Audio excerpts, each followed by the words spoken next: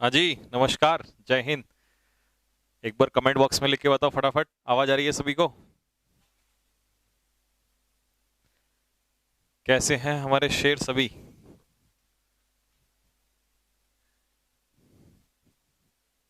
कहाँ है ये? अच्छा, नमस्कार भाई, नमस्कार, राम राम, आदाब, सत श्री अकाल। चलो,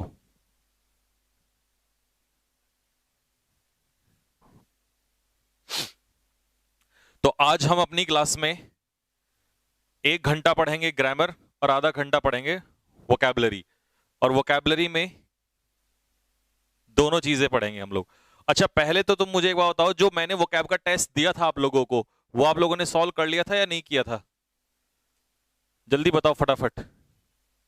जो वोकैब का टेस्ट आप लोगों को दिया था मैंने लास्ट क्लास में, वो आपने सॉल्व किया या नहीं किया?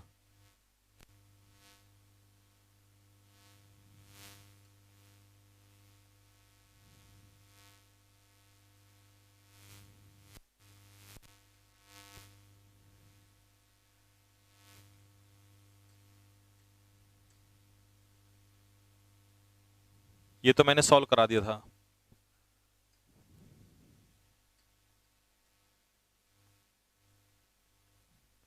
जो आपका टेस्ट हुआ था लास्ट क्लास में।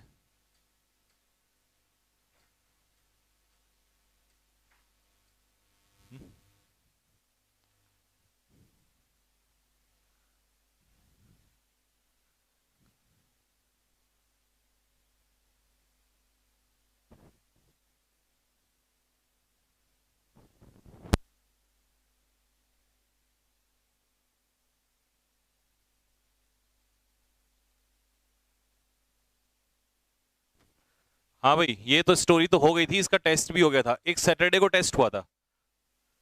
सैटरडे को टेस्ट हुआ था, वो अभी मैं मंगा लेता हूँ उसका एक बार। सैटरडे, ये रहा ये बात। हाँ भाई, ये वाला टेस्ट। बताओ जल्दी से फटाफट, इसको सॉल्व करवा दूं? ये सैटरडे को था, 50 क्वेश्चन का टेस्ट था। इसकी पीडीएफ अपलोड हो रखी है। हाँ, मिल गया। इसकी पीडीएफ अपलोड हो रखी है उसमें।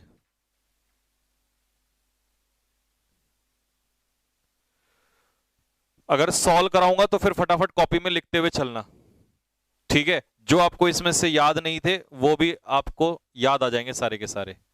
बताओ जल्दी से फटाफट, सॉल्व करें? कमेंट बॉक्स में लिखो, सारे के सारे लिखोगे तभी कराऊंगा सॉल्व। टेस्ट।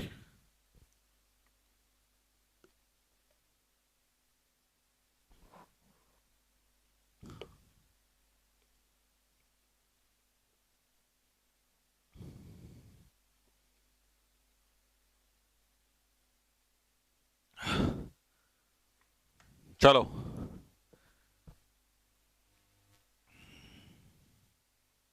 आओ भाई आओ, सुनो अब जरा ध्यान से, फटाफट एक एक क्वेश्चन को ध्यान से सुनते चलो। अगर ये पीडीएफ अपलोड नहीं है तो इसकी पीडीएफ अभी क्लास के बाद, जैसे क्लास खत्म होगी, अपलोड करवा दूंगा। अब हर एक क्वेश्चन का मीनिंग लिखते हुए चलना, पीडीएफ तुम्हें मिल जाएगी। ठीक है,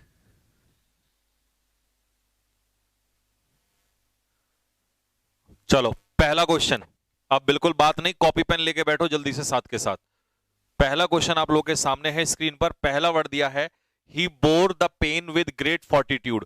फोर्टिट्यूड हमने स्टोरी में पढ़ा था वर्ड। फोर्टिट्यूड का मतलब होता है क्या? करेज। फोर्टिट्यूड का मतलब होता है करेज, यानी कि साहस। फोर्टिट्यूड मींस करेज, जिसे हम लोग कहते हैं साहस। अच्छा जी, वो कैब की पीडीएफ, ठीक है आ जाएगी। साहस के लिए इसमें ऑप्शन अगर मैं देखूं तो कौन सा आंसर है जो इसमें आंसर होना चाहिए? कौन सा ऑप्शन है जो आंसर होना चाहिए? तो इसका आंसर है फॉरबियरेंस। फॉरबियरेंस का मतलब यही होता है साहस रखना, किसी चीज को सहन करना। ठीक है भाई, हो गया क्लियर? हाँ, टेस्ट जो टेस्ट नहीं दे पाया था वो भी करना। अब देखो बाकी ऑप्शन में बता देता हूं। रेजिग्नेशन होता है त्याग पत्र देना, ठीक है, त्याग कर देना, तो ये आंसर नहीं हो सकता। इंडिफरेंस होता है नो इंटरेस्ट, नो इंटरेस्ट, जब आपका किसी चीज में कोई इंटरेस्ट नहीं होता है उसे हम लोग कहते हैं इंडिफरेंस। या इसी का एक सिनोनियम आता है अपैथी, APATHY, अपैथी का मतलब होता है लैक ऑफ इंटरेस्ट। अच्छा, डिफाइंस क्या होता है? डिफाइंस होता है डिसओबीडियंस, डिसओबीडियंस यानी कि किसी चीज को फॉलो ना करना, किसी बात का आदर ना करना। डिफाइंस मतलब डिफाई यानी कि किसी बात को ना मानना, डिफाइंस का मतलब हो जाता है डिसओबीडियंस, अनादर करना। तो चारों ऑप्शन आपके क्लियर हो गए हैं। ग्रामर इसके बाद कराऊंगा, पहले आधे घंटे वोकैब सॉल्व करा रहा हूं, फिर उसके बाद ग्रामर कराऊंगा। पीडीएफ डाउनलोड कैसे करें? ऑप्शन में वहीं मिलेगा, पीडीएफ डाउनलोड कर लेना, ठीक है। हर वोकैब की ऐसी ही पीडीएफ मिल जाएगी, टेंशन ना लो, ठीक। नेक्स्ट अगला है डिमिनिश। डिमिनिश का मतलब क्या होता है? साथ के साथ लिखते चलना क्योंकि फिर हटाने भी हैं। डिमिनिश का मतलब क्या है? डिमिनिश का मतलब होता है बेटा, डिमिनिश का मतलब होता है किसी चीज को कम करना। डिमिनिश का मतलब है कम होना, रिड्यूस, सी इसका आंसर हो जाएगा। जब कोई चीज डिमिनिश होती है तो वो घट जाती है, रिड्यूस हो जाती है। तो बाकी ऑप्शन अगर हम देखें तो वर्सन का मतलब होता है किसी चीज का खराब होना, यानी कि इसके लिए एक वर्ड लिख देंगे हम लोग एग्रेवेट, AGGRAVATE, एग्रेवेट। एग्रेवेट का मतलब होता है स्थिति का बद से बदतर होना, दिस इज कॉल्ड वर्सन, ठीक है जी।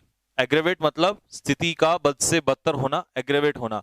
फ्लाउट का मतलब क्या होता है? फ्लाउट का मतलब होता है डिसऑबे, किसी चीज का पालन ना करना, अनादर करना, दिस इज कॉल्ड फ्लाउट। और प्रोहिबिट का मतलब होता है किसी काम को होने से रोकना, किसी काम को होने से रोकना, दिस इज कॉल्ड प्रोहिबिट, यानी कि प्रिवेंट। हाँ जी, प्रिवेंट करना।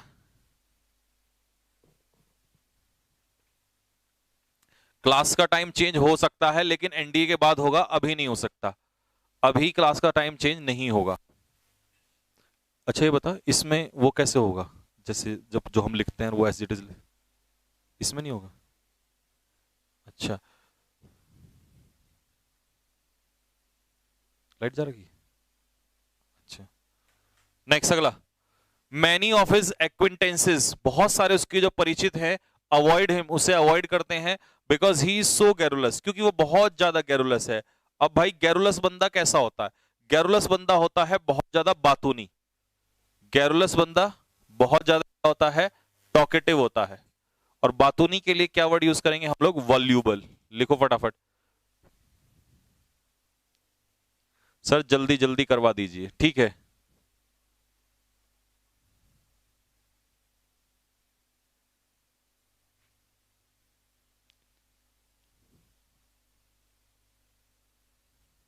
ठीक है भाई, वॉल्यूबल, वॉल्यूबल कौन होता है? टॉकेटिव होता है, बातूनी होता है। अच्छा, अनरीजनेबल क्या होता है? अनरीजनेबल होता है इलॉजिकल, जिसमें कोई लॉजिक ना हो, इलॉजिकल, इलॉजिकल, जिस बात में कोई लॉजिक ना हो उसे कहते हैं अनरीजनेबल। अच्छा, सक्लेंट क्या होता है? सक्लेंट होता है जूसी, JUICY, जूसी, यानी कि रसीला, सुना है रसीला आम, तो सक्लेंट मींस रसीला, जूसी, रसीला, रसीला आम। डिमिनिश की हिंदी क्या होगा? डिमिनिश की हिंदी होगा, डिमिनिश का मतलब होता है कम होना, हिंदी में होता है घटना या कम होना।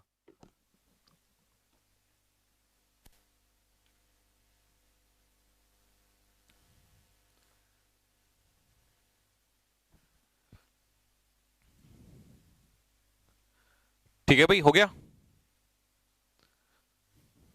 नेक्स्ट अगला option, he was fired for his negligence, for negligence on duty. अच्छा, इस टेस्ट में जो मैंने वोकैब दी थी वो मैंने इस हिसाब से दी थी कि कुछ नई वोकैब भी दे दें जिससे कि आपको नई भी याद होती रहे और कुछ स्टोरी की भी हो जाए, है ना। तो यहां फायर करने का मतलब क्या है? जब हम किसी को नौकरी से फायर करते हैं तो इसका मतलब है उसे डिसमिस कर देते हैं, उसे नौकरी से निकाल देते हैं। किसी को फायर करने का मतलब है नौकरी से निकालना। रेब्यूक का मतलब क्या होता है? रेब्यूक का मतलब होता है स्कोल्ड, डांटना या फटकार लगाना। तो इसका मतलब हम ऐसा कह देंगे कि बी और सी आपस में एक दूसरे के क्या है, सिनोनियम्स हैं। बी और सी बोथ आर सिनोनियम्स। ठीक भाई, हाँ जी, दोनों एक दूसरे के सिनोनियम्स होंगे।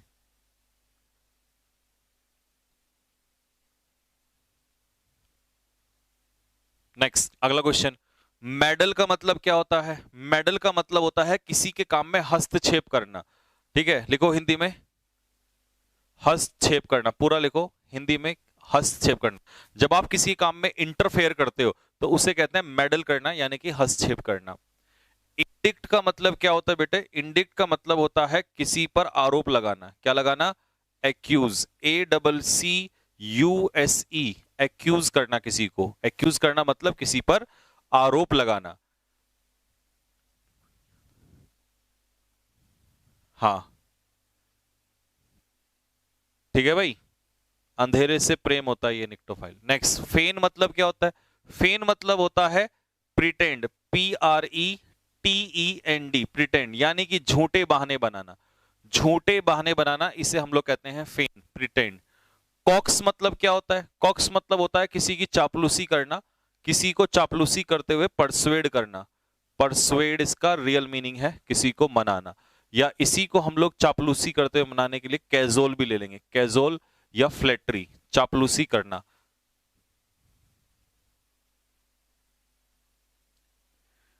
हाँ जी, रेब्यूक, रेब्यूक का मतलब होता है स्कोल्ड, डांटना। इसका आंसर है ए। फायर करना मतलब डिसमिस, नौकरी से निकाल देना। तो सी, ये तो मैंने आपको सी और बी बताए हैं कि आपस में एक दूसरे के सिनोनियम है। रेब्यूक करना मतलब डांटना, किसी को स्कोल्ड करना, फटकार लगाना। आज रोशन सर और रॉबिन सर की क्लास होगी, बार बार कमेंट मत कर बेटे, होगी क्लास। आइसोलेट, आपने सुना होगा जब हम किसी को आइसोलेट कर देते हैं तो अलग अलग कर देते हैं। आइसोलेट करने का मतलब होता है सेपरेट फ्रॉम अदर्स, दूसरों से अलग करना, सेपरेट करना। मैनी ऑफ द विलेजर्स, बहुत सारे गांव वाले जो हैं वो भारी बारिश की वजह से अलग थलग हो गए, मतलब बाढ़ ने उन्हें अलग अलग कर दिया। तो सेपरेट फ्रॉम अदर्स, दूसरों से अलग करना। डेस्पाइज का मतलब क्या होता है बेटे? डेस्पाइज का मतलब होता है हेट, किसी से क्या करना? नफरत करना। डेस्पाइज करना मतलब हेट करना। डेस्पाइज करने का मतलब है किसी से नफरत करना, दिस इज कॉल्ड डेस्पाइज। लिखो फटाफट।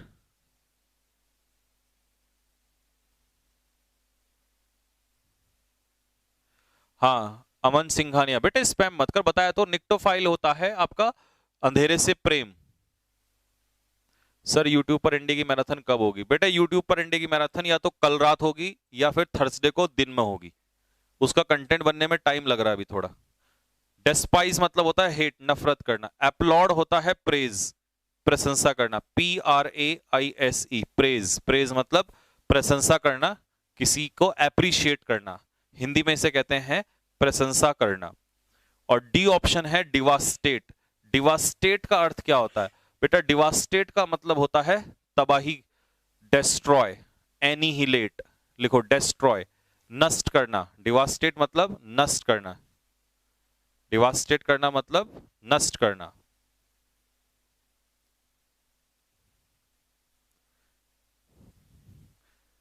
आशीष, क्या आप कभी केदारनाथ मंदिर गए हो? नहीं भाई, मैं अभी तक नहीं गया। अबे नालायक आदमी, वो कैब लिख ले, बाद में क्वेश्चन करना। सर जो आप पढ़ा रहे हो वो क्या है? वो सिनोनियम्स है।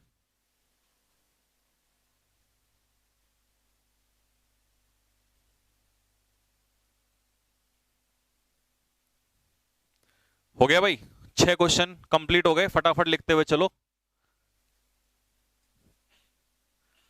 क्योंकि मैं सिर्फ आधे घंटे वो कैब कराऊंगा, जितनी भी होंगी कंप्लीट, बाकी बची हुई कल कराऊंगा।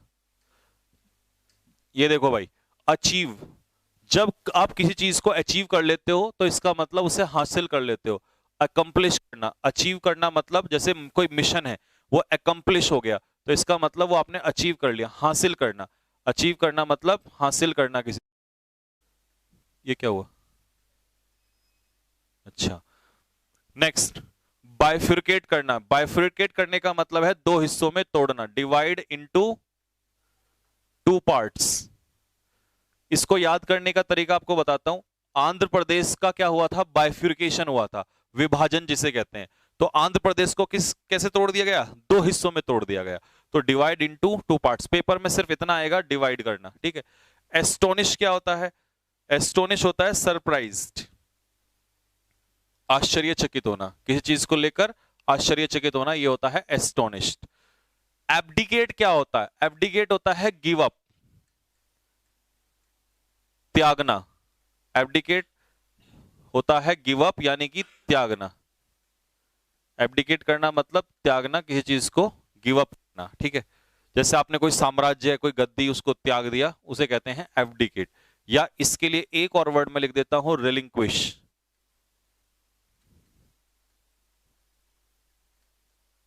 RELINQUISH,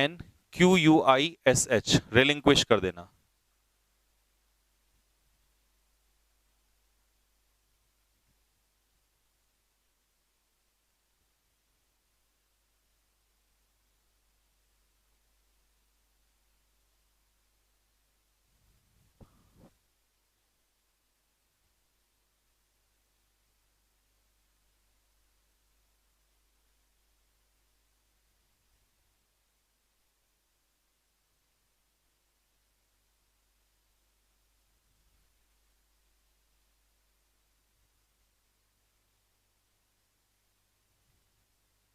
हो गया भाई। नेक्स्ट, ये एयरफोर्स में आया हुआ क्वेश्चन है। ऑनस, ऑनस होती है जिम्मेदारी। एक बच्चा कह रहा है सर हिंदी लिखा दीजिए। भाई हिंदी में बोल रहा हूं, अगर तुम्हें यह है कि मेरे से हिंदी लिखोगे उसका कोई फायदा नहीं है। हिंदी तुम इंग्लिश पढ़ रहे हो या हिंदी पढ़ना चाह रहे हो? अगर तुम्हें हिंदी पढ़नी है तो हिंदी पढ़ लो। हिंदी जितनी पॉसिबल हो सकती है उतनी मैं बोल रहा हूं। ये इतनी ज्यादा मजाक मत किया करो, इतनी सारी चीजें नहीं, जितना हिंदी पॉसिबल है उतना लिखो। क्या अच्छा हिंदी से लर्न करके करोगे क्या आप लोग? फिर आप इंग्लिश सीख ही क्यों रहे हो? हिंदी में आपको मीनिंग के साथ बता तो रहा हूं जितना पॉसिबल हो जाता है, और हिंदी बोल भी रहा हूं। अगर आपको समझ में नहीं आता है तो उसे हिंदी में लिख लिया करो, मैं हिंदी बोलता हूं। है, हर चीज ऐसी मत करो कि बिल्कुल पका पकाया मिल जाए, कुछ हाथ से भी लिखा करो खुद। मेरा कुछ नहीं है, मैं तो टाइपिस्ट को बोल के दे दूंगा नोट्स कि ले भाई हिंदी फटाफट गूगल से ट्रांसलेट करके दे दे, लेकिन तुम्हें इतनी गंदी आदत पड़ जाएगी कि तुम्हें उससे कोई फायदा नहीं मिलेगा। अच्छा एक बात बताओ, जो मैं यहां लिख रहा हूं, क्या मैं टाइपिस्ट को नहीं बोल सकता ये बात कि भाई ये टाइप करके फटाफट दे दे? उससे क्या होगा, तुम पीडीएफ खोलोगे और पीडीएफ खोल के बस यूं देखोगे और छोड़ दोगे। मेरा तो ये लिखने का काम भी खत्म हो जाएगा। लेकिन आज तक मैंने 3 साल से जब से पढ़ाया है यूट्यूब पे और इस पे, आज तक मैंने खुद लिखे हैं वोकैबुलरी। क्योंकि खुद लिखता हूं तो इसका मतलब है कि बच्चा खुद लिखता है अपने आप, और लिखता है तो उसको याद होते हैं, और जिन बच्चों ने लिखे हैं उनके सिलेक्शन होते हैं। तो ये गंदी आदत मत डाला करो।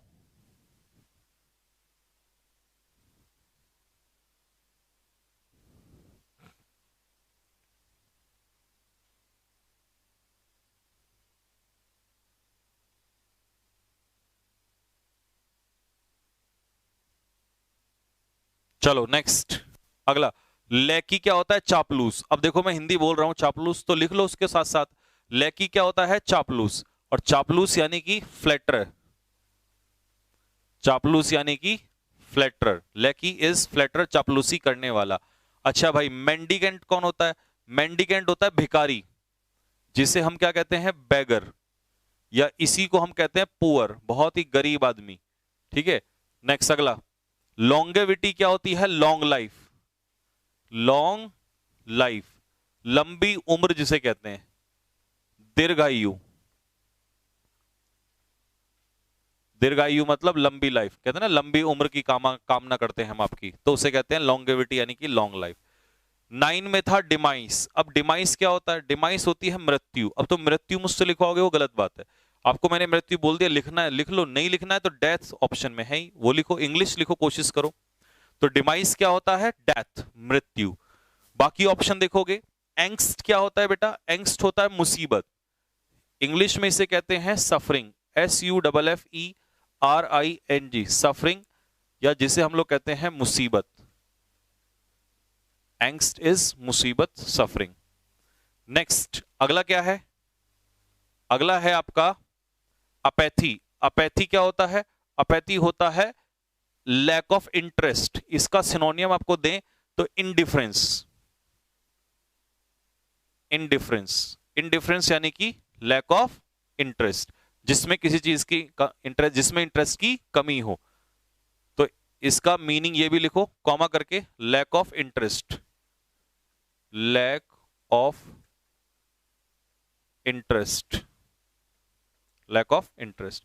असॉल्ट क्या होता है? किसी के ऊपर आक्रमण, असॉल्ट इज अटैक, किसी के ऊपर किया गया आक्रमण, इसे कहते हैं असॉल्ट।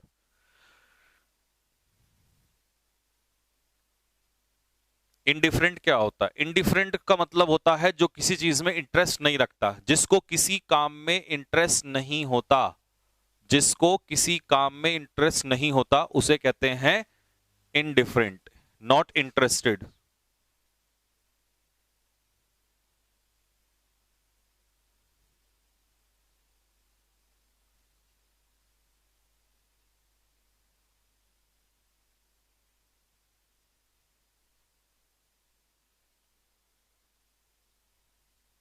हो गया? नेक्स्ट, अगला question, question number 10। There is no dearth of talent in this country. इस देश में टैलेंट की डर्थ नहीं है। डर्थ का मतलब होता है कमी, डर्थ का मतलब क्या है? कमी है। तो इसका आंसर क्या हो जाएगा? स्कार्सिटी। अगर इसका एंटोनियम पूछेगा तो एंटोनियम लिख देना प्लेंटी, क्योंकि प्लेंटी का मतलब होता है प्रचुर मात्रा में। ठीक है। इक्वेनिमिटी क्या होता है? इक्वेनिमिटी होता है कामनेस, दिमागी शांति, कामनेस या कूलनेस, कामनेस या कूलनेस, या कंपोजर, कंपोजर शांति। डिस्पैरिटी क्या होती है? असमानता, इन इक्वेलिटी, इन इक्वेलिटी, हिंदी में इसे कहते हैं असमानता। हिंदी लिखवा लिखवा के मुझे हिंदी का टीचर मत बना देना तुम लोग। डिस्पैरिटी होती है इनइक्वालिटी, यानी कि असमानता। जब दो चीजों में डिस्पैरिटी हो तो मतलब असमानता। जैसे कई बार क्या होता है, जब शादी होती है तो आपने देखा होगा कई बार लड़का जो है वो 45 साल का होता है और लड़की जो होती है वो 25 साल की होती है। तो इनका, इसका मतलब इन दोनों के बीच में क्या है? डिस्पैरिटी है। ठीक है जी, इनइक्वालिटी है। Next, his efforts are at helping the poor are laudable. उसके जो प्रयास हैं गरीबों की सहायता करने के लिए वो कैसे हैं? लॉर्डेबल। लॉर्डेबल का मतलब होता है प्रशंसनीय। लिखो हिंदी में प्रशंसनीय, लिखो मैं बोल रहा हूं प्रशंसनीय। कोई भी काम अगर आपका लॉर्डेबल है, क्योंकि लॉर्ड का मतलब क्या होता है? प्रशंसा करना, और लॉर्डेबल प्रशंसा के लायक। ऑप्शन ए ये आया हुआ वर्ड है, एफकेट में आया हुआ वर्ड है इनॉक्वस। इनॉक्वस का मतलब होता है हार्मलेस, जिसका कोई नुकसान ना हो, नुकसान ना हो उसे कहते हैं हार्मलेस। ठीक है। नेक्स्ट, इन्योर्ड का मतलब क्या होता है? इन्योर्ड का मतलब होता है हैबिचुअल, किसी चीज की आदत पड़ जाना, आदि हो जाना, हैबिचुअल। या इसी का एक वर्ड लिखो एकस्टम, ACCUSTOM। एकस्टम का मतलब भी होता है हैबिचुअल, आदि पड़ जाना। जब ये नोट कर लो तो मुझे थम्स अप मार दो, फिर मैं अगला क्वेश्चन सॉल्व करता हूं।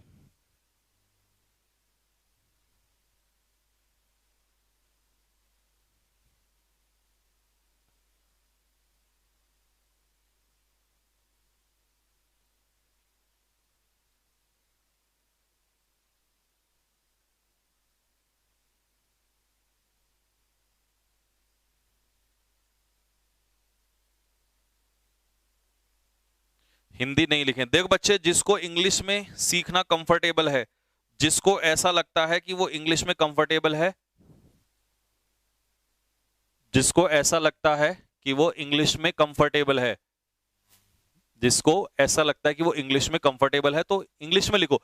मेरी सजेशन करोगे तो इंग्लिश में समझा करो, और अदरवाइज कहीं कहीं समझ में नहीं आता उसकी हिंदी लिख लिया करो। मैं तो यही सलाह देता हूं, आज तक बच्चों को मैंने ये इसी तरीके से पढ़ाया है। वो गलत आदत डाल देते हैं कई बार टीचर्स हिंदी की, तो वो फिर बच्चा हिंदी के चक्कर में इंग्लिश के लायक भी नहीं रहता। सरकमस्पेक्ट कैसा होता है? सरकमस्पेक्ट का मतलब होता है केयरफुल, सरकमस्पेक्ट का मतलब होता है सावधान, सावधान, सतर्क, है ना? तो आंसर क्या हो जाएगा? कॉशियस। फिकंड क्या होता है भाई? फिकंड होता है फर्टाइल, फिकंड होता है फर्टाइल, जिसे हम लोग कहते हैं उपजाऊ। और फिजिबल कैसा होता है? फिजिबल, फिजिबल होता है पॉसिबल, फिजिबल इज पॉसिबल। कोई चीज जो करने लायक हो उसे कहते हैं फिजिबल, पॉसिबल या प्रैक्टिकल। जो चीज प्रैक्टिकल है वो पॉसिबल भी है, संभव, हिंदी में संभव। ठीक। इम्यून क्या होता है? इम्यून होता है सेफ, सुरक्षित, इंग्लिश में प्रोटेक्टेड, प्रोटेक्टेड।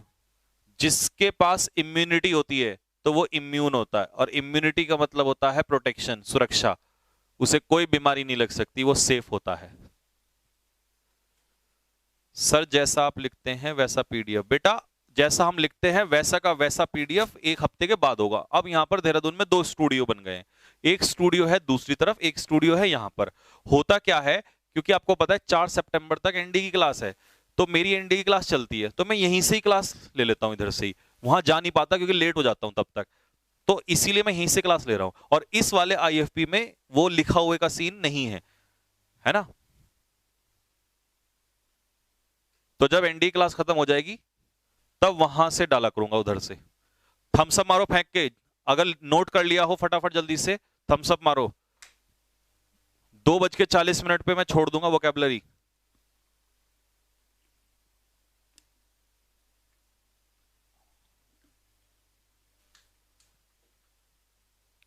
चलो नेक्स्ट आ जाओ। There was a signpost, वहां पर एक साइन पोस्ट था जहां पर 2 रास्ते कन्वर्ज हो रहे थे। अब जब 2 रास्ते एक दूसरे से कन्वर्ज होते हैं तो कन्वर्ज होने का मतलब होता है जुड़ना। आपने कन्वर्ज सुना होगा, कन्वर्ज का मतलब होता है एक साथ मिलना, है ना। ये होता है जुड़ना या मिलना एक साथ। ठीक, तो इसका आंसर क्या हो जाएगा? जब 2 चीजें कन्वर्ज होती हैं तो मर्ज होती हैं एक दूसरे में। कन्वर्ज होने का मतलब होता है मर्ज। इसका एंटोनियम अगर आपसे पूछे तो डाइवर्ज, एंटोनियम हो जाएगा इसका डाइवर्ज, यानी कि अलग अलग होना। ठीक है। और इंटरसेक्ट का मतलब होता है क्रॉस, काटना, एक दूसरे को क्रॉस करना, काटना। और सेपरेट आपको पता है अलग होना होता है, सेपरेट मतलब अलग होना। ठीक भाई।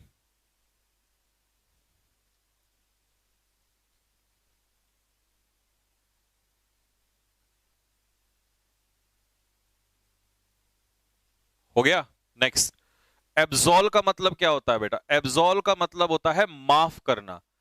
एग्जॉल का मतलब होता है माफ करना, यानी कि आरोप से मुक्त करना। तो आंसर क्या हो जाएगा? सी। बाकी तीनों ऑप्शन नहीं बताऊंगा, तीनों के तीनों आसान है। एबॉर्टिव क्या होता है? एबॉर्टिव होता है जो अटेम्प्ट्स आप करते हो और अगर वो यूजलेस हैं तो उसे हम लोग क्या कहते हैं? एबॉर्टिव। तो एबॉर्टिव का मीनिंग बताओ फटाफट, क्या बनेगा? क्या बनेगा? अनप्रोडक्टिव, यानी कि यूजलेस। लिखो फटाफट जल्दी से।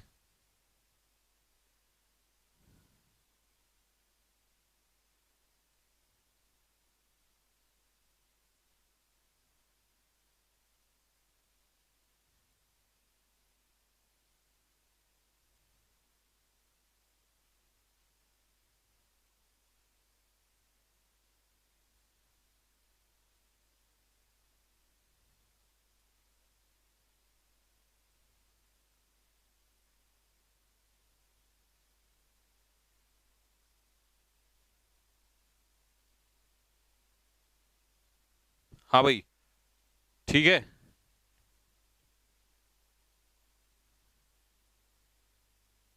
आ गया भाई। एक बच्चा कह रहा है सर उसमें एप्लीकेशन में इसका इंटरसेक्ट है, तो इंटरसेक्ट है कोई बात नहीं, वहां गलती से उन्होंने टाइप कर दिया होगा आंसर, तो ये वाला आंसर नहीं होगा। जो मैं आंसर बता रहा हूं आपको यही इसका यहां पर आंसर होगा। कई बार ऐसा होता है एप्लीकेशन में क्वेश्चन टाइप करते समय वो ऊपर नीचे आंसर हो जाता है 1-2, तो इसीलिए तो मैं सॉल्व करा रहा हूँ। बाद में मैं सॉल्व क्यों कराता हूँ, इतनी मेहनत क्यों करता हूँ बाद में आप लोग के साथ, ताकि अगर कोई क्वेश्चन मिस्टेक भी हो जाए या समझ में ना आए तो आपको क्लियर हो जाए।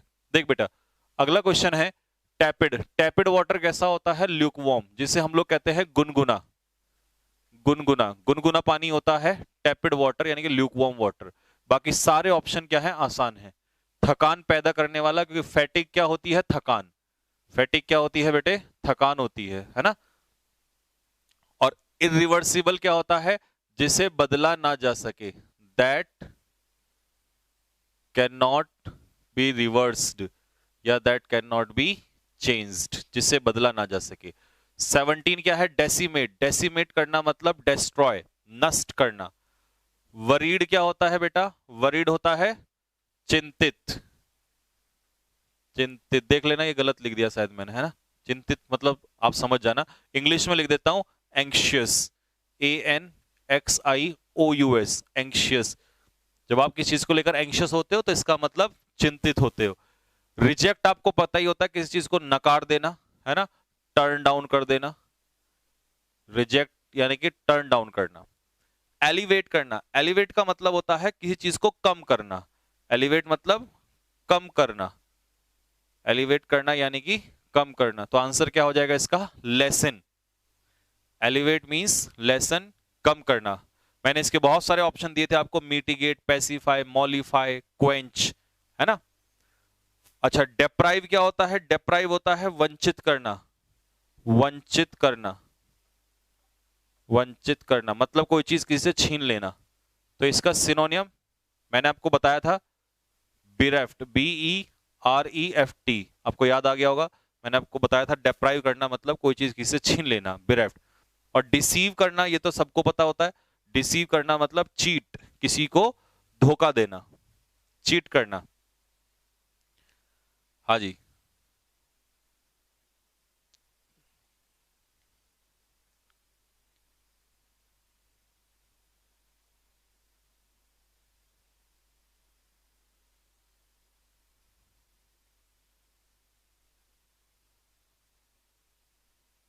हाँ जी, अब बताइए क्या कह रहे हैं? हाँ, ग्रामर स्टार्ट कर रहे हैं। एजरा एजगोराफोबिया, अमन सिंघानिया क्या कह रहा है? एजगोराफोबिया, अरे कहाँ उल्टी सीधी चीजें पूछ रहा है इस समय? पढ़ना है, पढ़ाई पे ध्यान है तेरा, क्वेश्चन पूछने में। एजगोराफोबिया होता है फियर ऑफ फॉरगेटिंग समथिंग, किसी चीज को भूलने का डर, इसे एजगोराफोबिया कहते हैं। मेरे को ऐसा लग रहा है कि अमन जो है ये कोई स्टूडेंट नहीं है, ये टीचर है। बेटे मेरे से क्या पूछ के करेगा बता? अपना टाइम वेस्ट करेगा, इन बच्चों का टाइम वेस्ट करेगा। मतलब एजगोराफोबिया का यहाँ कोई मतलब है? आज तक जीवन में कम से कम क्वेश्चन तो वैसे पूछ जो पेपर में आने लायक हो, है भाई? खामा कमेंट कर करके तू इन बच्चों का टाइम डिस्टर्बेंस करा रहा है। ये बात तो मेरे को पहले से ही पता थी कि मेरा सिलेबस टीचर ना बाय करें ऐसा हो ही नहीं सकता। Next, mediocre. मीडियोकर लोग कैसे होते हैं? मीडियोकर लोग होते हैं एवरेज, ना बहुत ज्यादा इंटेलिजेंट होते और ना बहुत ज्यादा डल होते, तो उन लोगों को कहते हैं एवरेज। ठीक भाई। अच्छा, एग्जॉटिक क्या होता है? एग्जॉटिक होता है अनयूजुअल, जो सबसे अलग हो, अनयूजुअल या अनकॉमन। अनकॉमन जो सबसे अलग हो, सबसे भिन्न हो, उसे कहते हैं एग्जॉटिक। ठीक है जी, सबसे अलग, स्ट्रेंज। वॉसीफेरस, जब आप किसी चीज को वॉसीफेरसली करते हो तो इसका मतलब उसको जोर डाल के कहते हो। फोर्सफुल या लाउड, फोर्सफुल या loud, this is called.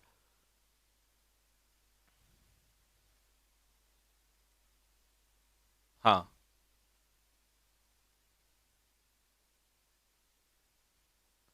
Raunak, test में बेहतर करना, इस टेस्ट में अगर अच्छा नहीं हो पाया। एविडेंट, एविडेंट क्या होता है बेटा? क्लियर, जो चीज आपको स्पष्ट रूप से समझ में आ जाए उसे आप एविडेंट कहते हैं। और इनविजिबल क्या होता है? जो आपको दिखाई ना दे, दैट इज नॉट क्लियर, ये क्लियर नहीं है। प्रोमिनेंट लोग कैसे होते हैं? प्रोमिनेंट लोग होते हैं famous. People who are prominent it means they are famous. जो लोग प्रोमिनेंट होते हैं इसका मतलब वो फेमस लोग होते हैं। तो प्रोमिनेंट पर्सनैलिटी कैसी पर्सनैलिटी हो जाएगी? Famous personality. 2:40 हो चुके हैं।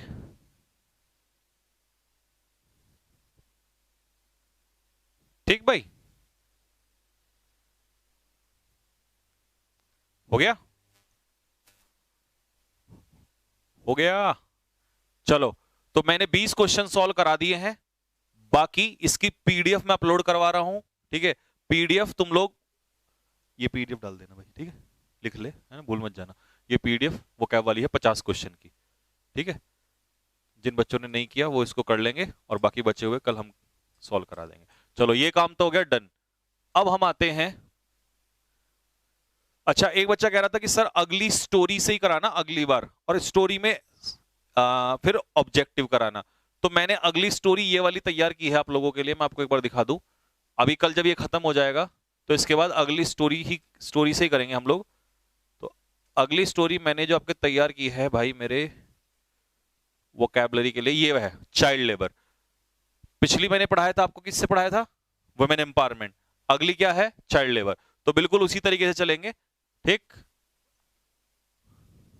और ऑब्जेक्टिव भी उसके बाद ऑब्जेक्टिव क्वेश्चंस बना देंगे इसके, ठीक है भाई। अब आते हैं ग्रामर पे। ग्रामर मुझे बताओ लास्ट हमने कहां छोड़ा था? ग्रामर ग्रामर ग्रामर हमने लास्ट कहां छोड़ा था? ग्रामर हमने लास्ट कहां छोड़ा था भाई? ऑनेस्टी इज द बेस्ट, ये तो हो गया था। प्रोनाउन वगैरह ये तो हो गया था।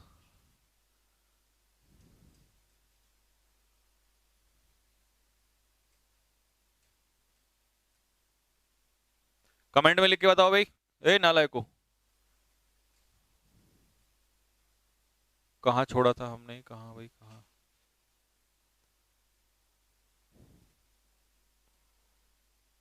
कंजक्शन हो गया।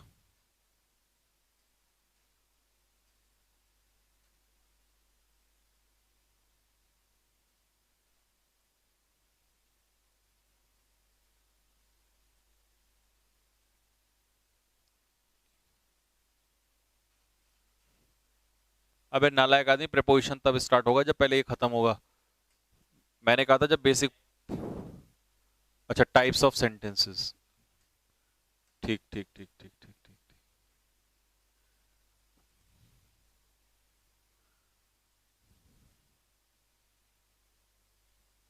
हम्म।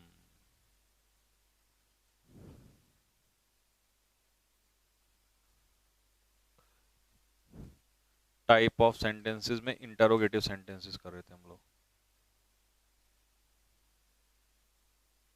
असर्टिव दो प्रकार के होते हैं, ये भी हो गया था। हाँ ये था यहां से इंटरोगेटिव सेंटेंस।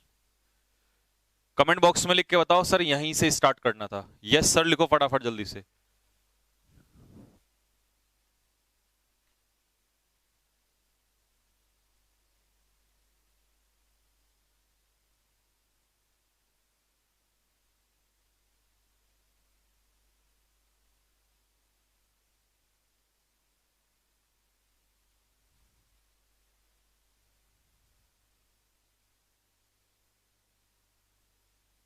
चलो ठीक है,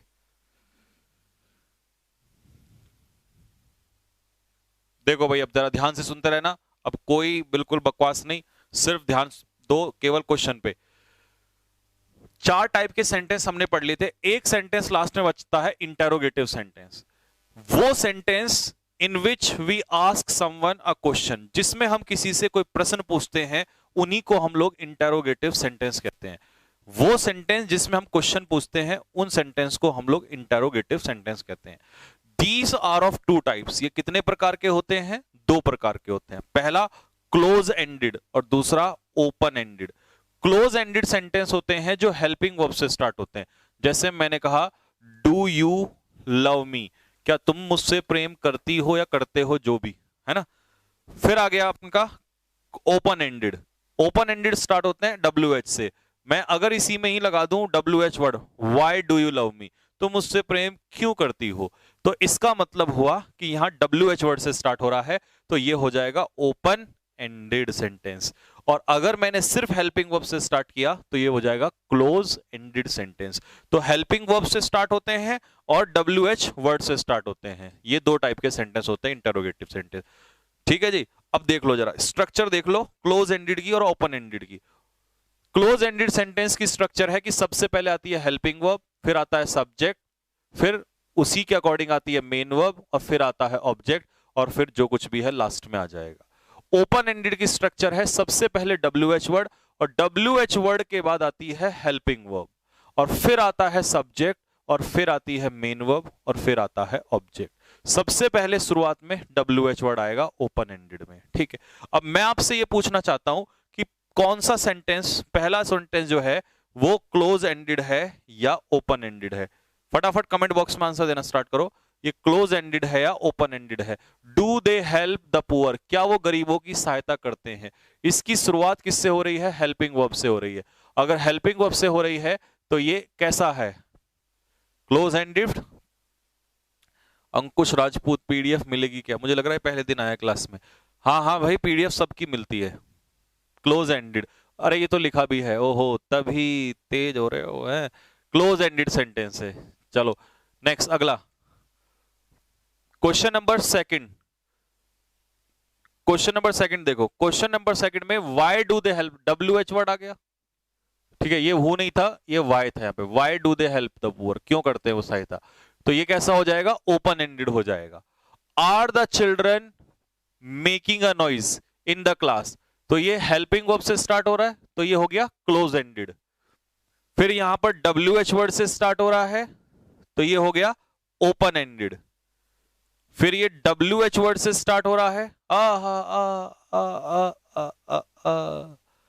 अब मुझे एक बात बताओ, ये पांचवा सेंटेंस गलत क्यों है?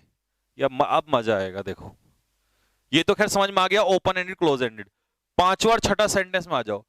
पांचवा सेंटेंस में जो रॉन्ग लिखा है ये गलत क्यों है, और छठा गलत क्यों है?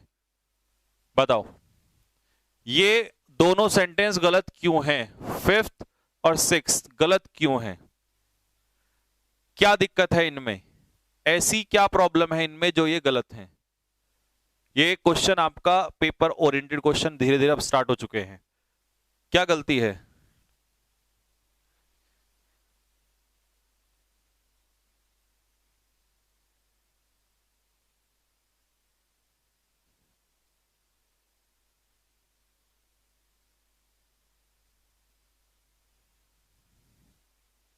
हाँ जी, सही बात है। जब सेंटेंस डब्ल्यू एच वर्ड से स्टार्ट होगा और वो इंटेरोगेटिव होगा, तो उसके बाद सब्जेक्ट पहले नहीं आएगा, पहले आएगी हेल्पिंग वर्ब। जैसे ये दे दिया यहां पर हेल्पिंग वर्ब, और उसके बाद आएगा सब्जेक्ट। ऐसे यहां पर डब्ल्यू एच वर्ड पहले, उसके बाद आएगी हेल्पिंग वर्ब, और उस हेल्पिंग वर्ब के बाद आएगा सब्जेक्ट, और उस सब्जेक्ट के बाद आएगा फिर मेन वर्ब। तो पहले हेल्पिंग वर्ब, फिर सब्जेक्ट, और फिर उसके बाद मेन वर्ब। इसलिए ये सेंटेंस नीचे वाला सही है।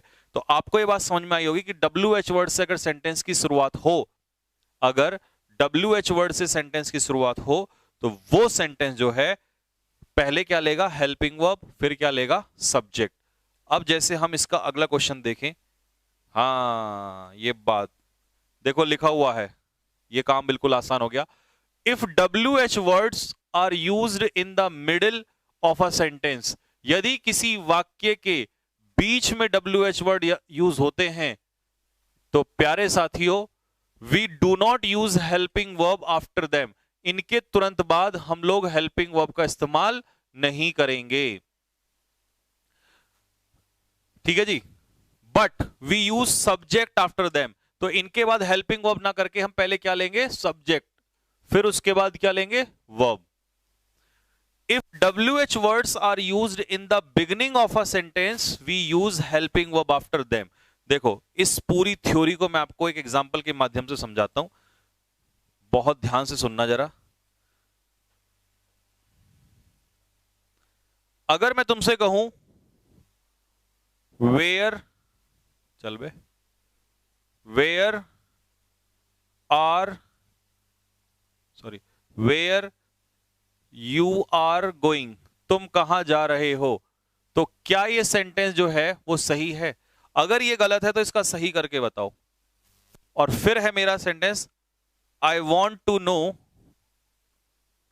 आई वॉन्ट टू नो, मैं जानना चाहता हूं। भाई यार ये चल क्यों नहीं रहा?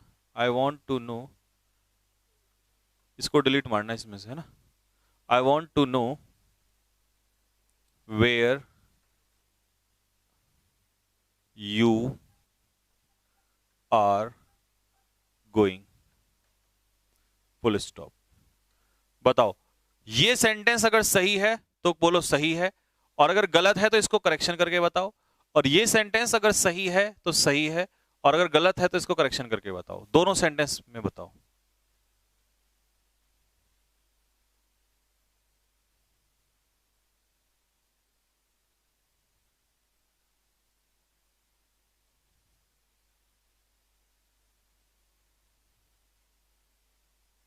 देखो भाई, पहला सेंटेंस में WH वर्ड से वाक्य की शुरुआत हुई है, तो यहां पर वेयर के बाद आर आएगा, हेल्पिंग वर्ब। WH वर्ड के बाद क्या आएगा? Helping verb. Where are you going, तुम कहां जा रहे हो, ये बन गया। लेकिन नीचे वाले में जब इसने कहा कि इस सेंटेंस की शुरुआत सब्जेक्ट से हो रही है, और वैसे भी WH वर्ड जब सेंटेंस के मिडिल में होता है तो उसके बाद आता है सब्जेक्ट, और सब्जेक्ट के बाद आती है हेल्पिंग वर्ब, यानी कि वर्ब सब्जेक्ट के बाद आएगा। ठीक है, ऐसा मत कर देना कि WH वर्ड के बाद हेल्पिंग वर्ब पहले लगा दो। तो शायद तुम्हारी समझ में ये कॉन्सेप्ट आ गया होगा कि WH वर्ड अगर सेंटेंस के शुरुआत में होगा तो पहले हेल्पिंग वर्ब आएगी, और WH वर्ड सेंटेंस के मिडिल में होगा तो पहले सब्जेक्ट आएगा। अगर ये बात तुम्हारे समझ में आ गई है तो कमेंट बॉक्स में लिखो यस सर और थम्स अप मारो। मैं आगे बढ़ता हूं, फिर तुम्हारे कुछ क्वेश्चंस चेक करता हूं।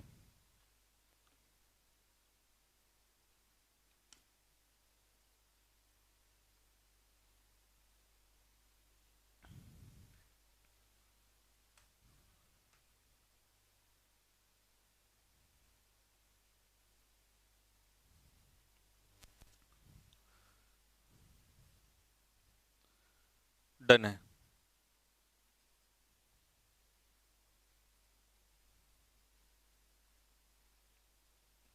देखो भाई बच्चों, कुछ और एग्जाम्पल देखो इसको बेहतर समझने के लिए, क्योंकि ये क्वेश्चन पेपर में आता है। I want to know where, देखो वेयर आ गया। अच्छा, इसमें मैं क्वेश्चन मार्क नहीं लगाऊंगा, यहां पर लगाएंगे फुल स्टॉप। क्यों लगाएंगे फुल स्टॉप? क्योंकि वाक्य की शुरुआत किससे हो रही है? सब्जेक्ट से, और जब किसी वाक्य की शुरुआत सब्जेक्ट से होती है तो वो सेंटेंस जो है। अच्छा बच्चों, एक चीज मुझे बताओगे, अगर मैं क्वेश्चन आपसे पूछूं, हाँ भाई एक क्वेश्चन पूछूं आपसे, ये सेंटेंस WH वर्ड जो है सेंटेंस के मिडिल में है, मिडिल में है तो इसके बाद सब्जेक्ट सही है, लेकिन मेरा क्वेश्चन कुछ और है। पूछूं भाई? जहर हो गया?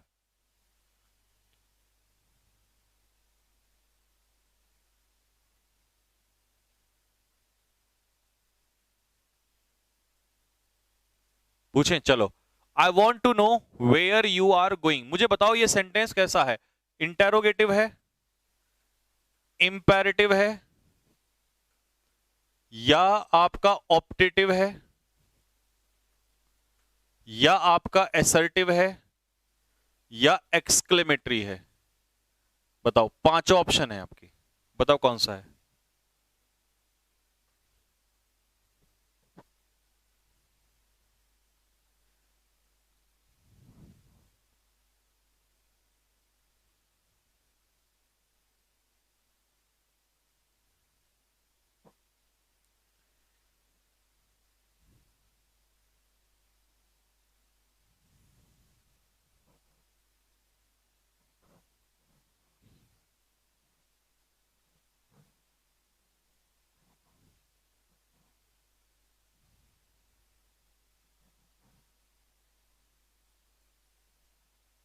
चलो देख भाई बच्चों, इंटेरोगेटिव तब होता है या तो सेंटेंस हेल्पिंग वर्ब से स्टार्ट हो या WH वर्ड से, तो ये इंटेरोगेटिव नहीं है।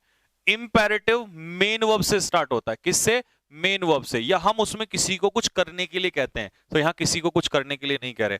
ऑप्टेटिव में हम आशीर्वाद देते हैं ना, हम यहां किसी को आशीर्वाद श्राप दे रहे हैं, कुछ नहीं कर रहे। और एक्सक्लेमेटरी में सरप्राइज, आश्चर्य, ये सब होता है। तो ये कैसा है? असर्टिव सेंटेंस है। कैसा है भाई? असर्टिव सेंटेंस है। और जब ये ऐसा, क्योंकि कुछ बच्चे पता क्या कहते हैं, सर इसमें तो WH वर्ड है, ये इंटेरोगेटिव होना चाहिए। नहीं, WH वर्ड अगर सेंटेंस की शुरुआत में होगा तभी वो इंटेरोगेटिव होगा, यहां इंटेरोगेटिव नहीं है। तो ये सेंटेंस था हमारा एसर्टिव सेंटेंस। कैसा था? Assertive sentence. ठीक भाई, चलो अगला question number 2। Does she know when will her husband return? Does she know when will her husband return? मुझे ये बताओ, ये सेकंड वाला सेंटेंस जो है ये गलत क्यों है? सेकंड वाला गलत क्यों है? इसमें क्या गलती है? इस वाले में क्या गलती है और यहां ये सही है? बताओ। ऐसे ये वाला गलत है और ये वाला सही है, क्या चेंज हो रहा है? देखो फिर से वही बात, WH वर्ड जब सेंटेंस के मिडिल में होता है तो उसके बाद हेल्पिंग वर्ब नहीं आती, तो व्हेन के बाद पहले क्या आ जाएगा? हर हस्बैंड, और हर हस्बैंड के बाद क्या आएगा? विल। और इसमें देखो WH वर्ड हाउ के बाद हेल्पिंग वर्ब आ गई, जबकि हमें WH वर्ड के बाद पहले क्या चाहिए, सब्जेक्ट। होपफुली ये कॉन्सेप्ट आपको समझ में आ गया होगा कि जब भी WH वर्ड सेंटेंस के मिडिल में होता है तो उसके बाद हेल्पिंग वर्ब नहीं आती है, उसके बाद पहले क्या आता है, सब्जेक्ट आता है। ठीक भाई मेरे, तो ये चीज आप ध्यान रखना। ये पूरा कंसेप्ट मैंने ढंग से खोल दिया। वैसे इसमें बहुत सारे एग्जाम्पल्स हैं आपको समझने के लिए, तो आप इसको खुद कर लोगे, क्योंकि मैंने रॉन्ग और राइट दोनों दिए हुए हैं। ठीक है, रॉन्ग और राइट दोनों दिए हुए हैं। ठीक भाई, अच्छा, ट्रांजिटिव इंट्रांजिटिव मैंने आपको पढ़ा रखा है, ये मैंने आपको पुरानी वीडियोस में सब पढ़ा रखा है। ट्रांजिटिव वर्ब क्या होती है, इंट्रांजिटिव वर्ब क्या होती है। ठीक है, तो आज बेसिक का एक लास्ट टॉपिक मैं यहां से उठा रहा हूं, ये सब पढ़ा रखा है मैंने। आज बेसिक का एक नया टॉपिक खत्म कर रहा हूं, कल से तुम्हारा चैप्टर फिर हम स्टार्ट कर देंगे, और उस चैप्टर का नाम होगा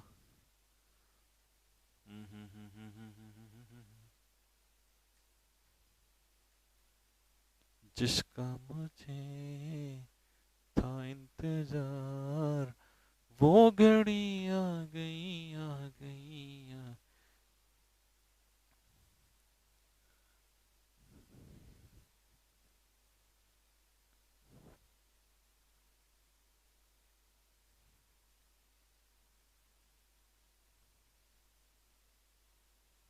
हाँ जी बिल्कुल, प्रेपोजिशन।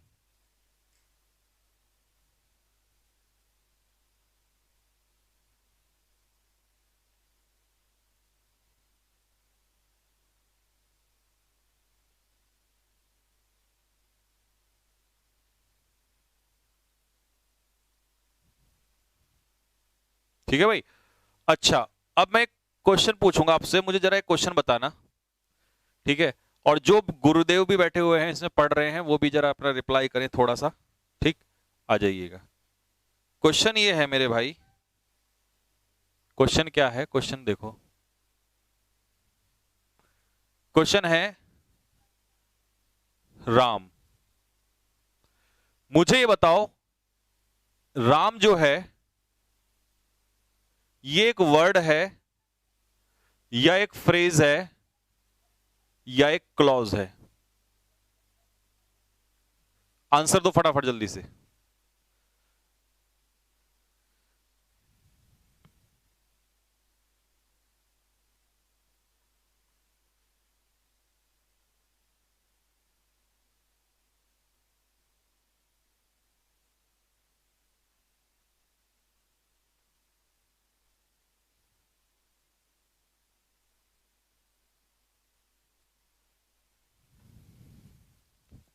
ठीक है भाई, आ जाओ, बिल्कुल सही, राम क्या है इसमें, वर्ड है। नेक्स्ट,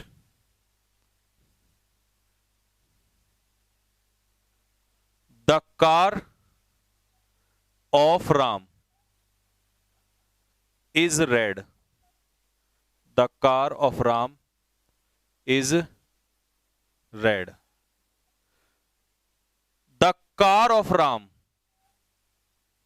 चलिए इसे हटा देते हैं। अब बताइए, द कार ऑफ राम, बताओ जल्दी से, द कार ऑफ राम।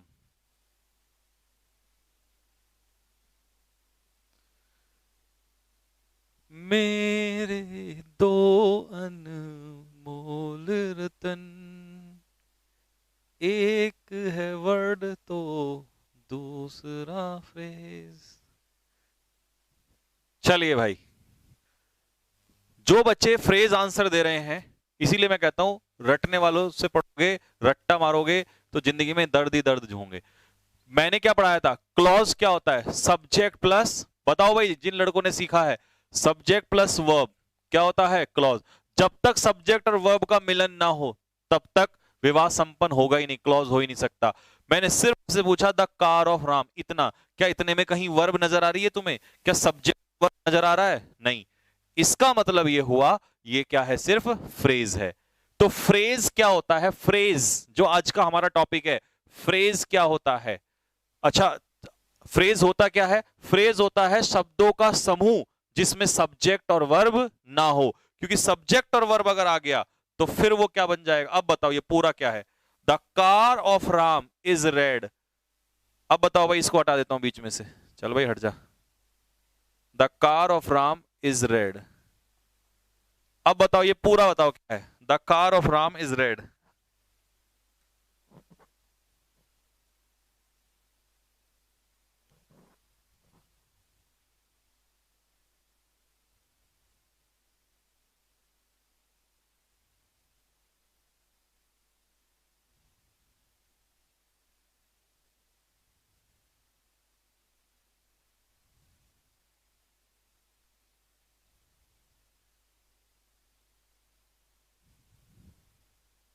हाँ जी, चलिए, ये हो गया आपका क्लॉज, ये आपका क्लॉज, क्योंकि इसमें सब्जेक्ट भी है और वर्ब भी है। सब्जेक्ट और वर्ब आते ही और मीनिंग बनते ही पूरा कंप्लीट, तो ये हो जाएगा क्लॉज।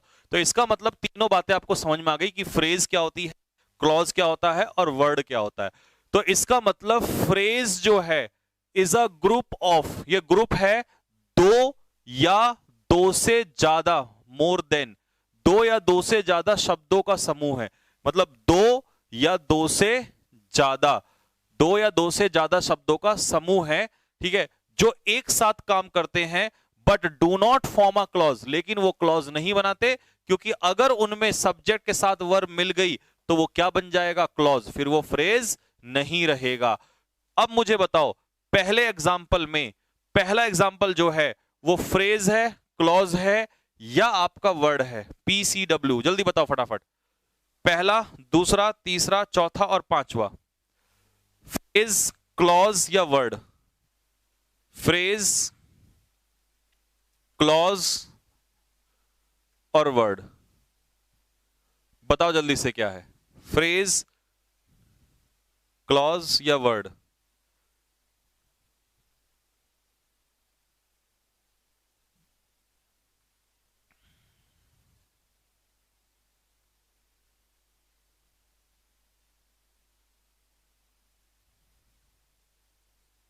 देख भाई, आफ्टर अ लॉन्ग टाइम, ये वर्ड तो है नहीं, क्योंकि वर्ड तो इतने सारे हैं।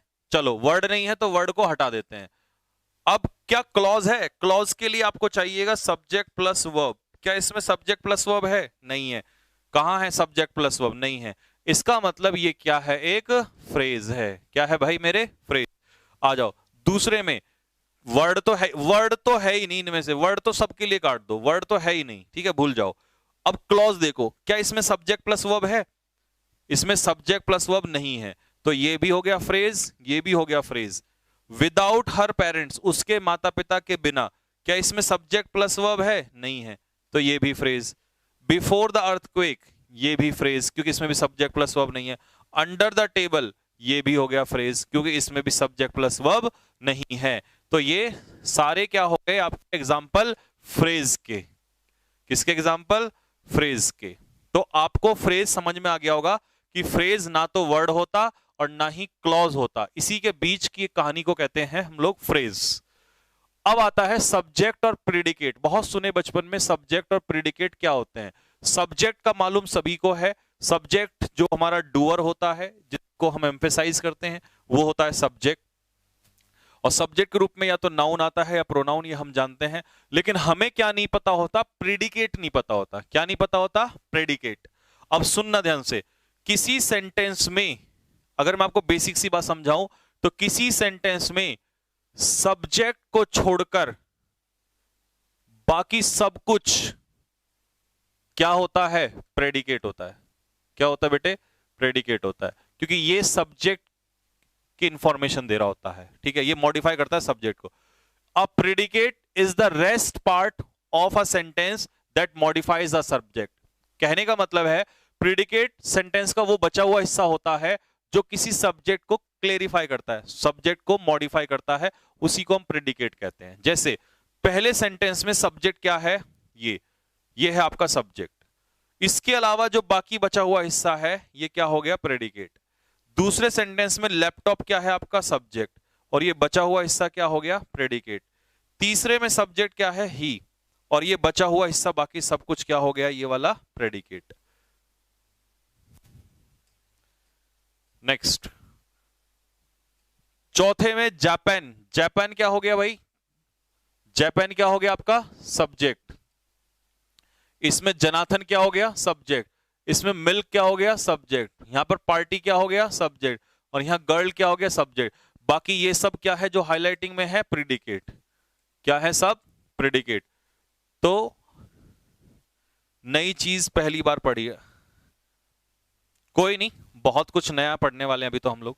तो ये हो गया सब्जेक्ट और प्रेडिकेट, यानी कि सब्जेक्ट की इंफॉर्मेशन देने वाला सेंटेंस का पूरा हिस्सा सब्जेक्ट को छोड़कर वो सारा क्या होगा? प्रेडिकेट। क्या होगा मेरे भाई? प्रेडिकेट। अब आते हैं कॉम्प्लीमेंट क्या होते हैं।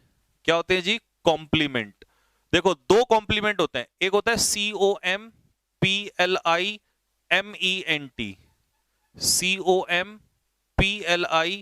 COMPLIMENT, complement.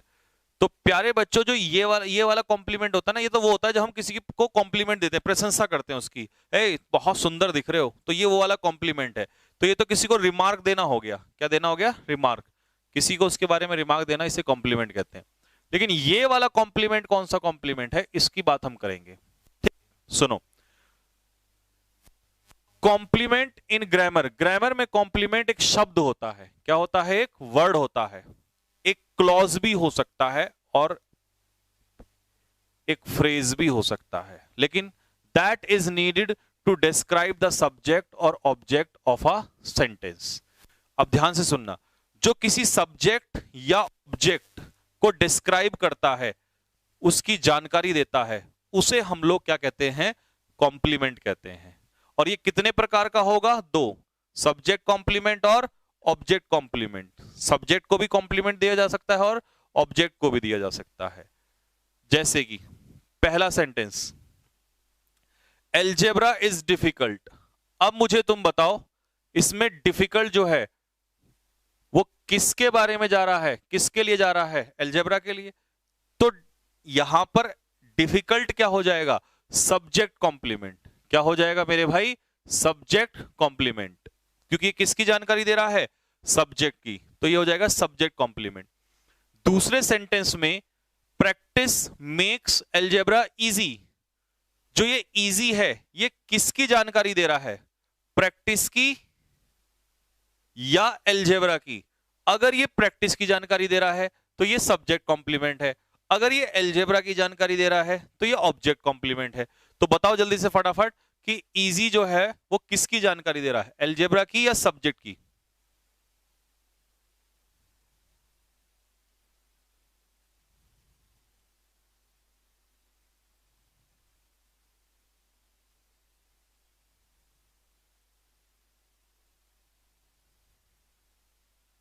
आशीष क्या कह रहा है? ये तो एक तरीके का एडजेक्टिव हो गया फिर तो। ना ना, तेरा दर्द भी दूर करूंगा। तो पता ना, मेरे पास हर तरीके की गोली है ना, हर तरीके के दर्द की गोली है, वो भी डाउट दूर करूंगा। हाँ जी, ये देख बेटा, जो इजी है वो किसको इजी कर रहा है? एल्जेब्रा को। तो इसका मतलब ये क्या हो गया? जब ये ऑब्जेक्ट को देख, ये हो गया तेरा सब्जेक्ट, ये हो गई तेरी वर्ब, और ये हो गया तेरा ऑब्जेक्ट। तो ये इसकी जानकारी दे रहा है एल्जेब्रा की। तो इसका मतलब ये ऑब्जेक्ट को कॉम्प्लीमेंट कर रहा है। ठीक है। अब जैसे आशीष ने कहा है कि सर ये तो एक तरीके का एडजेक्टिव हो गया। ठीक है, अब जरा देख लेना, ही इज अ टीचर। अब टीचर किसके लिए जा रहा है? ही के लिए जा रहा है। बात समझ में आ गया? अब तो मुझे ये बता दे आशीष, क्या टीचर एडजेक्टिव है? क्या टीचर को एडजेक्टिव कह सकते हैं? बता जल्दी से। कॉम्प्लीमेंट में एडजेक्टिव भी आ सकता है, कॉम्प्लीमेंट में नाउन भी आ सकता है। आगे ना समझ में? अब बता मुझे यहां पर, तो इसे क्या कहना बेहतर होगा? बोल जल्दी से।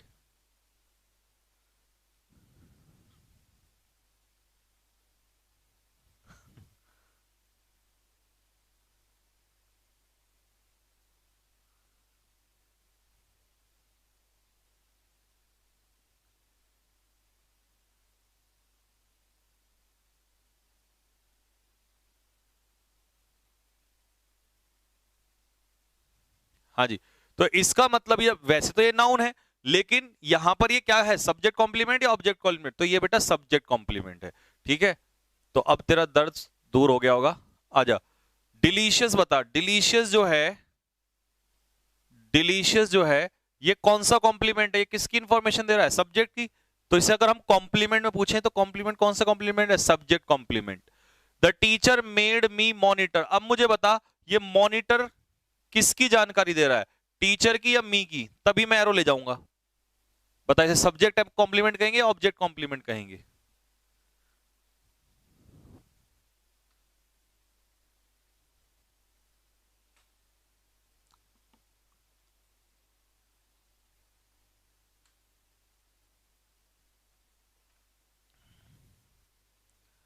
तो मॉनिटर किसकी जानकारी दे रहा है? मी की।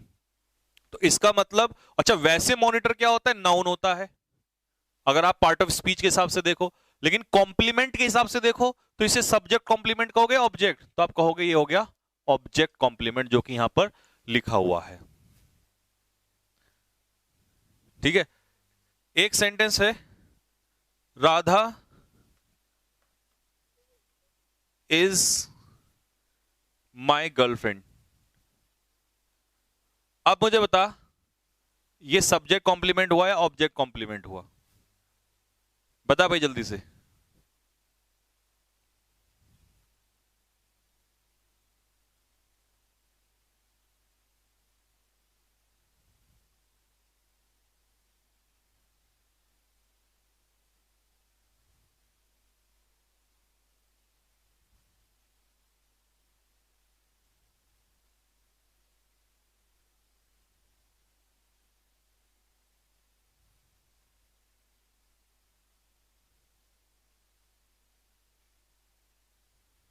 हाँ भाई,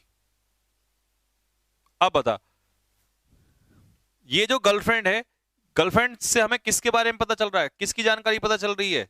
राधा की। क्योंकि गर्लफ्रेंड किसको कहा गया है? राधा को ही तो कहा गया, और राधा क्या है? सब्जेक्ट। तो गर्लफ्रेंड को हम यहां पर क्या कहेंगे? Subject complement.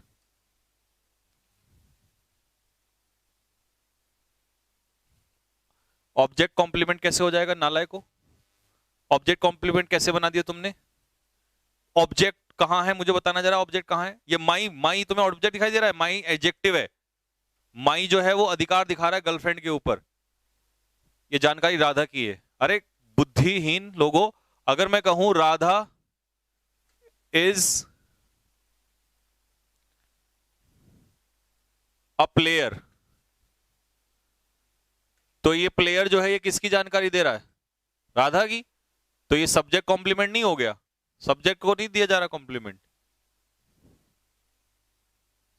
बस मैंने यहां पर माई तो लगा दिया, केवल अधिकारी तो दिखाया है, ऑब्जेक्ट थोड़ी ना। यहां पे ऑब्जेक्ट को कॉम्प्लीमेंट थोड़ी दिया जा रहा है।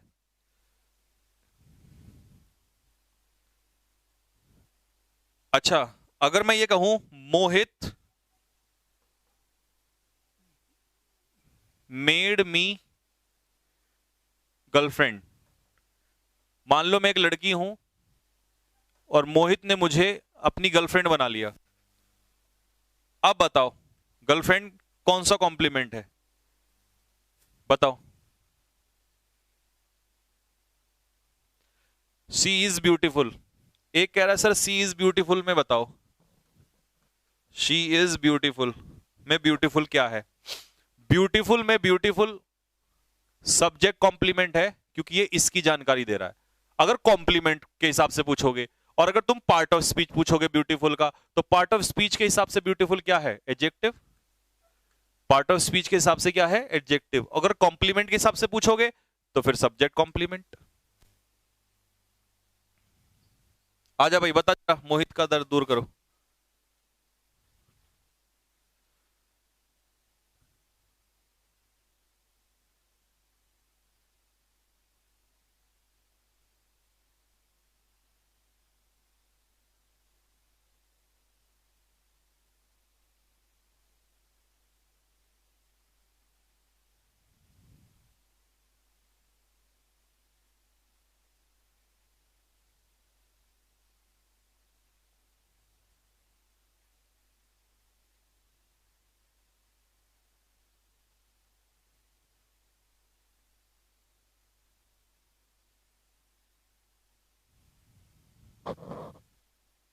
आ जाओ।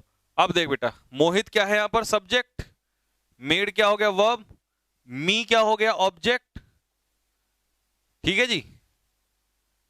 अब बताओ, ये जो गर्लफ्रेंड है, ठीक है, ये किसकी इंफॉर्मेशन दे रहा है? बताओ, गर्लफ्रेंड किसकी इंफॉर्मेशन दे रहा है?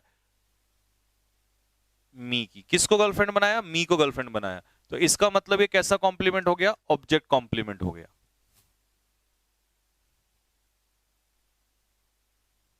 ठीक है भाई। अच्छा, एक सेंटेंस और बताओ। We elected, we elected Modi ji PM. अब बताओ, ये पीएम कैसा कॉम्प्लीमेंट है? सब्जेक्ट कॉम्प्लीमेंट या ऑब्जेक्ट कॉम्प्लीमेंट?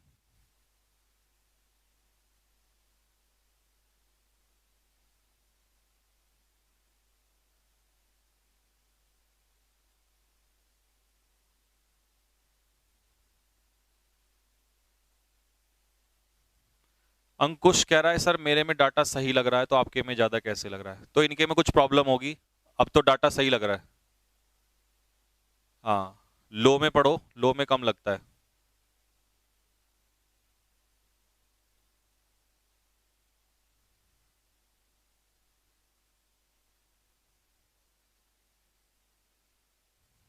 देख भाई, तो पीएम किसकी जानकारी दे रहा है? ये किसके लिए है? मोदी जी के लिए। और मोदी जी ये तो सब्जेक्ट हो गया, ये वर्ब हो गई, ये ऑब्जेक्ट हो गया। तो मेरे भाई ये किसकी जानकारी दे रहा है? मोदी जी की जानकारी दे रहा है। तो ये कौन सा कॉम्प्लीमेंट हो गया? ऑब्जेक्ट कॉम्प्लीमेंट हो गया।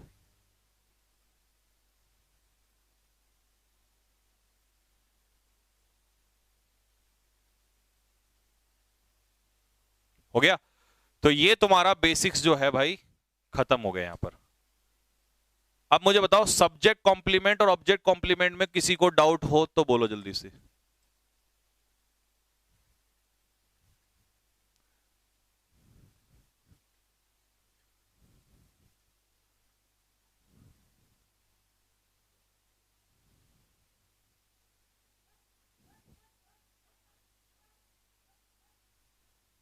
बताओ ये कौन सा कॉम्प्लीमेंट है? माय ब्रदर कौन सा कॉम्प्लीमेंट है?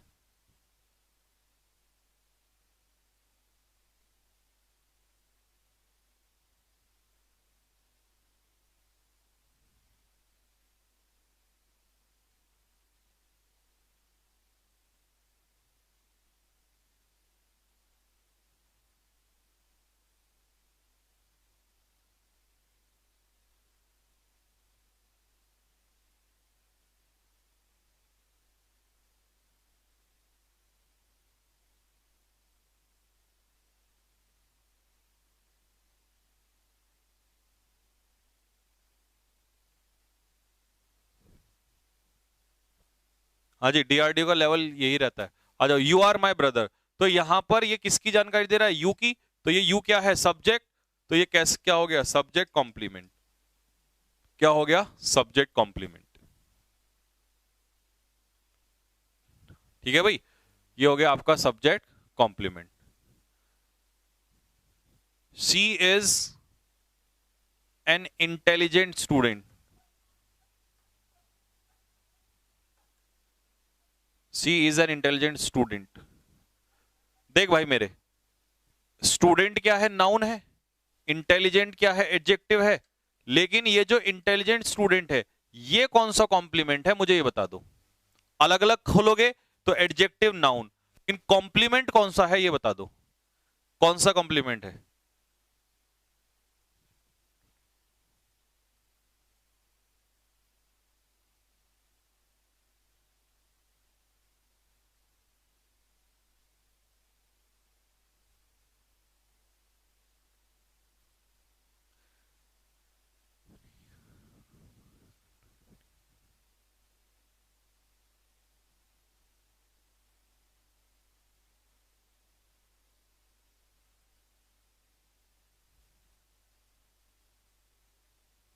हुँ? अच्छा,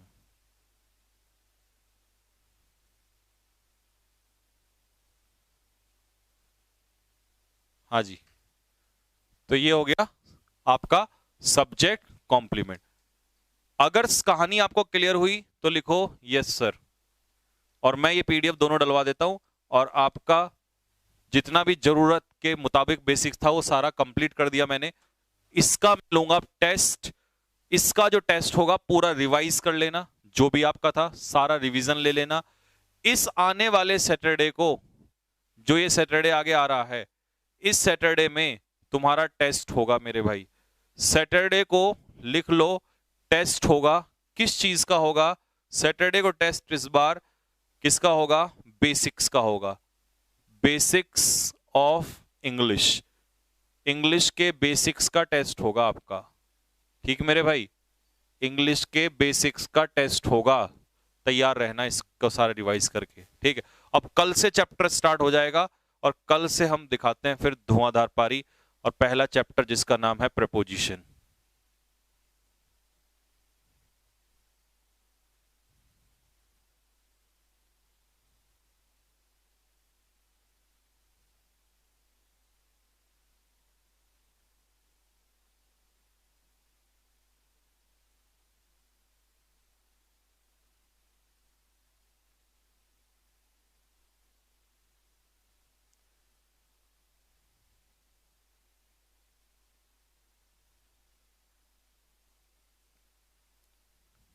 ठीक है भाई।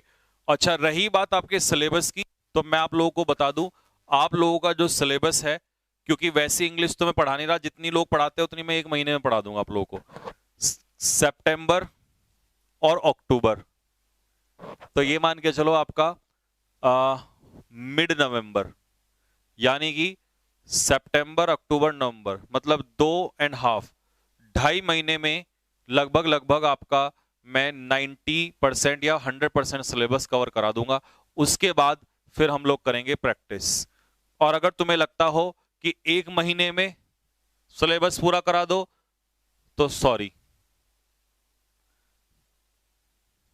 बाकी किसी टीचर से तुम पढ़ सकते हो। पेड बैच में मैं ऐसा नहीं कर सकता कि मैं तुम्हें भगा दूं, ठीक है। हाँ, एनडीए वगैरह, सीडीएस, सीपीओ, सीजीएल, एयरफोर्स, एफकेट, सब कुछ सबके लिए सफिशिएंट हो जाएगा। ठीक है भाई।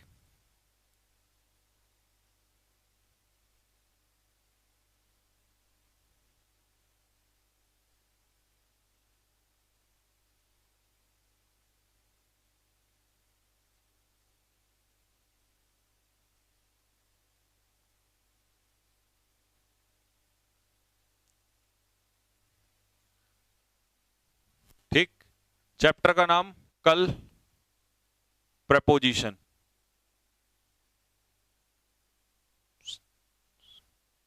ठीक है भाई, कल आग लगाने के लिए तैयार रहो और ये रिवाइज कर लेना। इसकी पीडीएफ आप लोगों को ग्रुप में डलवा रहा हूं मैं भी, बेटा दोनों पीडीएफ डाल देना, एक तो ये वाली और एक अभी जो वोकैब वाली थी वो वाली। चाइल्ड लेबर वाली शायद डाल दी थी हम लोगों ने, हाँ वो तो, हाँ डाल दी थी वो तो।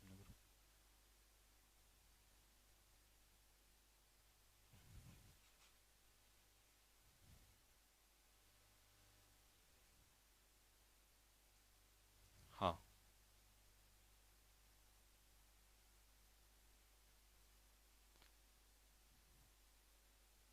हाँ जी, 4 महीने लो सर अपने हिसाब। हाँ मैं अपने हिसाब से पढ़ाऊंगा। देखो यार, 2-4 अराजक तत्वों के हिसाब से मुझे नहीं पढ़ाना, 2-4, और वो भी स्टूडेंट कम, बाकी है ना चेले चपाटे, और या खुद टीचर्स भी। मैंने कहा ना, मुझे पता है, मैं सब जानता हूँ, लेकिन मैं उसके चक्कर में बच्चों का नुकसान नहीं करूंगा।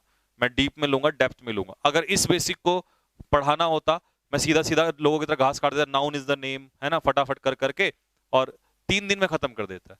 लेकिन फिर आपको कैसे पता चलता कि कॉम्प्लीमेंट क्या होते हैं, फ्रेज क्या होता है, क्लॉज क्या होता है, वर्ड के टाइप क्या होते हैं, ढूंढना कैसे है उन लोगों को। ठीक है, तो ठीक है, उसमें कुछ मुझे इश्यू नहीं है। मैं यूट्यूब पे भी अपने हिसाब से पढ़ाता आया हूँ, यहाँ पे भी अपने हिसाब से पढ़ाता हूँ आऊंगा। ठीक है, तो चलो बस कल मिलेंगे फिर आप लोगों से। एक बार कमेंट बॉक्स में सारे के सारे जल्दी से कमेंट बॉक्स में लिख दो फटाफट, जय हिंद।